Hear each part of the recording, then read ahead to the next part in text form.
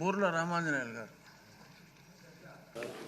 ఇక్కడ అధ్యక్ష గ్రామ కంటాలు అనేటివి విలేజ్ సైట్ పరంబోకుల అధ్యక్ష. ఇవి 2019-24 వైసీపీ ప్రభుత్వంలో రీసర్వే పేరిట చాలా చోట్ల ఈ గ్రామ కంటాలని ఎండోమెంట్ ల్యాండ్లని, వక్స్ ప్రాపర్టీ అని, కుంట పరంబోకులని ఏవైతే ఇప్పుడు మంత్రి గారు చెప్పారో జీఓఎంఎస్ 30 29/1/2025 నాడు ఇచ్చారో దాన్ని ఆధారంగా చేసుకొని సిసిఎల్ఏ గారు మెమో నంబర్ 474 కింద ఏదైతే మెమో ఇచ్చారో అందులో బిఎస్ఓ 15 ప్రకారము అబ్జెక్షనబుల్ ల్యాండ్లలో మనం ఎలాంటి రెగ్యులరైజేషన్ చేయడానికి లేదు అధ్యక్ష. అలాగే బిఎస్ఓ 26 ప్రకారం కూడా అబ్జెక్షనబుల్ ల్యాండ్స్ ఏవైతే ఉన్నాయో వాటిని కూడా రెగ్యులరైజ్ చేయడానికి లేదు. అయితే అధ్యక్ష ఇల్లు కట్టేటప్పుడు కానీ, ఆ ఇంటికి నంబర్ ఇచ్చేటప్పుడు కానీ, ఆ ఇంటి మీద పన్ను వేసేటప్పుడు కానీ ఇటు పంచాయతీ వాళ్ళు అబ్జెక్షన్ చెప్పలేదు, ఇటు రెవెన్యూ వాళ్ళు అబ్జెక్షన్ చెప్పలేదు. తాతల కాలం నుంచి అక్కడ ఇల్లు కట్టుకొని ఉన్నారు, చాలా చోట్ల ట్రాన్సాక్షన్లు కూడా జరిగాయి.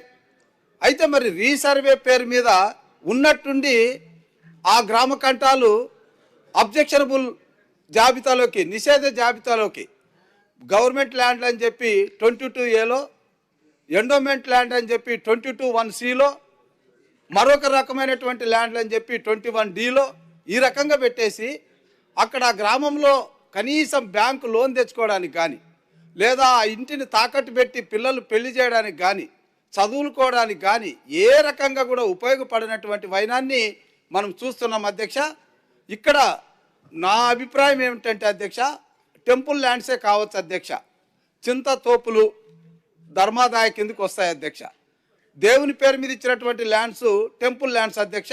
అయితే దేవుని సేవల కోసం ఇచ్చినటువంటి ల్యాండ్స్ కొన్ని ఉన్నాయి అధ్యక్ష. అర్చకుల పేరు మీద, నాయ బ్రాహ్మణ్స్ పేరు మీద వాళ్ళు అమ్ముకున్నారు, ఆ ట్రాన్సాక్షన్ జరిగినాయి, 4-5 చేతులు మారాయి. ఇప్పుడు అక్కడ గ్రామ కంటాలు గ్రామాలుగా వెలిశాయి. ఇప్పుడు కాదు అధ్యక్ష, 50-60 సంవత్సరాల నుంచి వెలిశాయి. ఇప్పుడు వాటిని ఏ రకంగా కూడా టెంపుల్స్కి ఆదాయం లేదు, ఇటు ఉన్నటువంటి ఓనర్లకి టైటిల్ లేదు. సో ఏదైతే పంచగ్రామాలకి విముక్తి కలిగించారో ఇక్కడ కూడా టెంపుల్ ల్యాండ్స్ కావచ్చు, వక్స్ ప్రాపర్టీ కావచ్చు, వీటికి సంబంధించి ఏదైనా ఒక న్యాయమైనటువంటి రేట్ నిర్ణయించి ఆ రేటు ప్రకారము ఎవరైతే ఉన్నారో ఇంటి ఓనర్లు కట్టడానికి సిద్ధంగా ఉన్నారు. ఇటు టెంపుల్స్కి డబ్బులు వస్తాయి, ఆ డబ్బులతో ల్యాండ్ మరొక చోట కొనుక్కోవచ్చు, లేదు ఇంకొక చోట గ్రామాలు అంటే మరొక చోట ల్యాండ్ కొనుక్కోవచ్చు, లేదంటే ఇక్కడ ఎవరైతే ఉన్నారో వాళ్ళు టైటిల్ అన్న వచ్చినట్టు అవుతుంది అధ్యక్ష. 2 రకాలు కూడా బెనిఫిట్ అవుతుంది. లేకుంటే ఇప్పుడు టెంపుల్స్కి లాభం లేదు, ఇటు ఉన్నటువంటి వాళ్ళకు టైటిల్ లేదు అధ్యక్ష. ఇదంతా ఎందుకు జరిగింది అధ్యక్ష అంటే రెవెన్యూ డిపార్ట్మెంట్ యొక్క నిర్వాహకం అధ్యక్ష. ఎందుకంటే 1903 నుంచి గిల్మ్యాన్ అనేటువంటి ఒక బ్రిటిష్ ఆయన సర్వే చేశాడు అధ్యక్ష.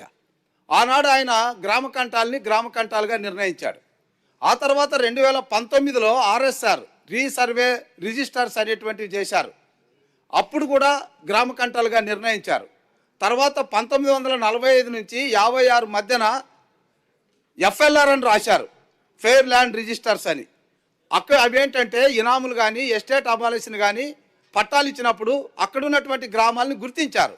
ఆ తర్వాత 75 సంవత్సరాలు ఏర్పడినటువంటి గ్రామాల మీద ఎలాంటి అజమాయిషి లేకుండా, ఇటు పంచాయతీ కానీ ఇటు రెవెన్యూ వాళ్ళు కానీ ఏమీ చెప్పకుండా, ఇప్పుడు ఇళ్ళు నిర్మించిన తర్వాత తాతల కాలం నుంచి ట్రాన్సాక్షన్లు జరిగిన తర్వాత ఇప్పుడు దాన్ని 22A అని 22(1)(c) అని పెట్టడం సబబు కాదని, దీనికి మా మంత్రి గారి ద్వారా ప్రభుత్వం ఏదైనా ఒక నిర్ణయం చేసి పంచగ్రామాల్లో ఏ రకంగా అయితే విశాఖపట్నంలో మోక్షం కలిగించారో ఈ రాష్ట్రంలో ఉన్నటువంటి ఇలాంటి పరిస్థితుల్లో వారికి కూడా న్యాయం చేయాల్సిందిగా కోరుతున్నాను అధ్యక్ష.